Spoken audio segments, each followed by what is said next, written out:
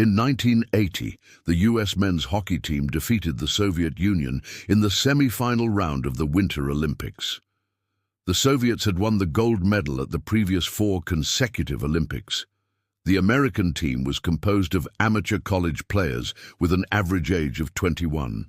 The game has been called by multiple sports commentators and historians the greatest upset in the history of American sports. The moment the final horn sounded, the American coach, Herb Brooks, turned away from the celebrating players and walked alone down the tunnel. When asked afterward why he hadn't joined the celebration, he said he was afraid to. He said he didn't want to believe that the win was the result of his coaching or his team's ability. He wanted to stay uncertain about it because he knew that if he concluded too quickly that he understood why they won, he would stop looking for the things that could have gone differently. There is no verified source for this exact account, and Herb Brooks was a complicated man whose self-presentation was itself a performance. But the instinct it describes, the resistance to accepting a success narrative too completely, reflects something that the psychology of success attribution consistently confirms. The thing nobody admits when a plan succeeds is whether the success actually proves the plan was right. This is one of the most consequential unadmitted things in organizational life because it determines whether a successful organization learns the right lessons from its own success or whether it develops a false confidence in the approach that worked, a confidence that survives long after the conditions that made the approach work have changed. In 1973, the psychologists Daniel Kahneman and Amos Tversky published research on what they called attribution bias, the systematic tendency of humans to attribute outcomes to skill, decision quality, and effort when the outcomes are positive, and to external factors, bad luck and circumstances beyond their control when the outcomes are negative.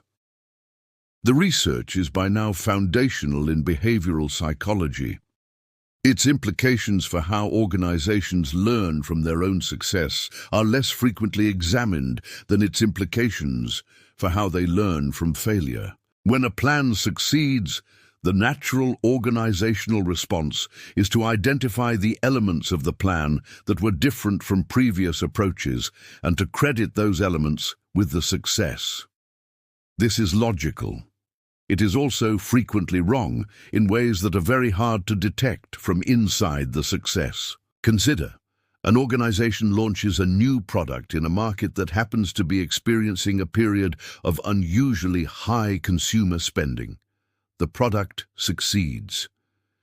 The success is attributed to the product design, the marketing campaign, the launch timing, and the leadership team that made the decisions.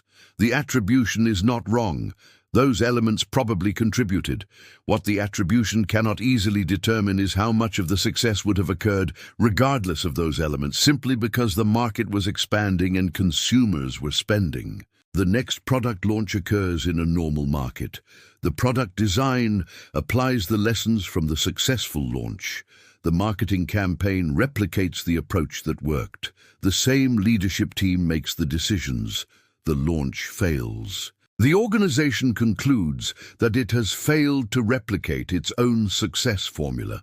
The actual explanation that the first launch succeeded partly because of a favorable market condition that no longer exists, and that the formula was never fully tested against a normal market, is not available from the inside because no one thought to separate the market conditions from the product decisions when the first launch succeeded. Have you ever implemented an approach derived from a success, had it fail, and then discovered that the original success had contained a favorable condition that the new context didn't replicate? A condition nobody had thought to account for because, at the time of the success, it didn't feel like a variable? Leave a comment. Phil Rosenzweig, in The Halo Effect, documented this pattern specifically in business performance research.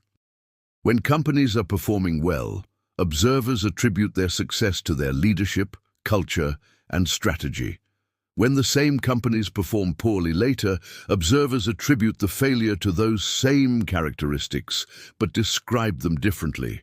The bold vision becomes reckless overreach. The disciplined focus becomes dangerous tunnel vision. The characteristics haven't changed, only the performance has, and the performance retroactively shapes the narrative. This means that the lessons extracted from a success are shaped not by analysis of what actually caused the success, but by the halo that the success projects onto everything the winning team did. The leadership that made the right call is credited with making the right call for the reasons that match the narrative being built around the success, even when the actual decision process was messier, more uncertain, and more luck-dependent than the narrative acknowledges. The thing nobody admits when a plan succeeds is this: most successful plans contain elements that were essential, elements that were irrelevant, and elements that actively worked against the outcome but didn't prevent it because the favorable elements were strong enough to overcome the obstacles. The success doesn't distinguish between these categories.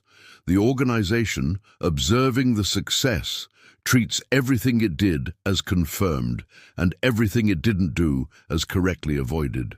The problem arrives in the next plan. The next plan replicates everything the first plan did because the success confirmed all of it. The essential elements are replicated. The irrelevant elements are replicated.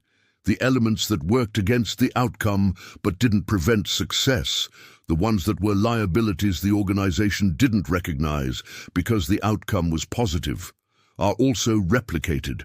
And in the new context, where the favorable conditions are absent, those liabilities now have weight. If this specific mechanism, how success trains organizations to replicate liabilities along with advantages, is what you come here for, the like is the direct signal.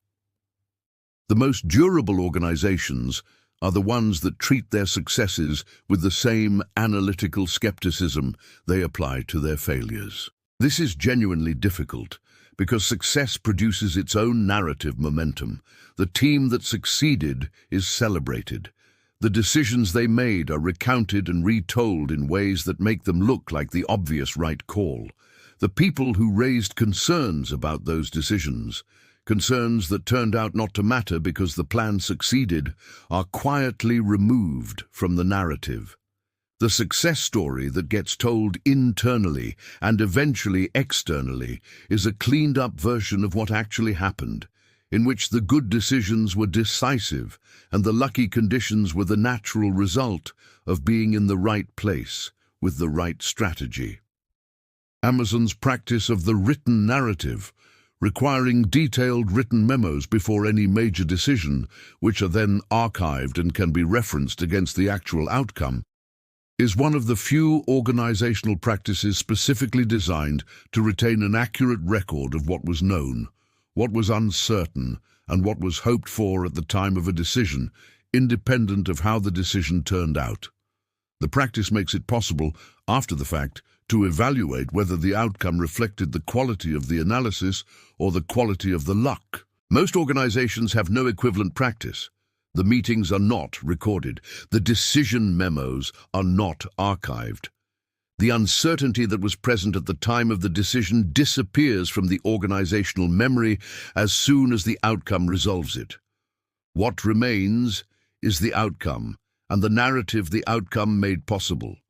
The practical thing, after any significant success, before the narrative hardens, conduct an explicit audit of what conditions were present during the success that may not be present in the next attempt. Not a list of what the team did right.